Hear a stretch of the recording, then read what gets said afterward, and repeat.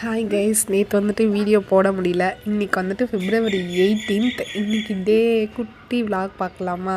என்னடா எழுத்தோன்னே கேக்குன்னு பார்க்காதீங்க. இது ஃப்ரெண்டு அக்கா ஒருத்தங்க கேக் கொடுத்துருந்தாங்க, செஞ்சு டிஃப்ரெண்ட்டாக இருந்துச்சு. பனானாவும் எக்கும் வச்சு செஞ்சுருந்தாங்க. அது கட் பண்ணுறதே அழகாக இருந்துச்சு, அதனால தான் அதை வீடியோ எடுத்து வச்சுருந்தேன். இன்றைக்கி பிரேக்ஃபாஸ்ட் அண்ட் லஞ்ச் சேம் தான்.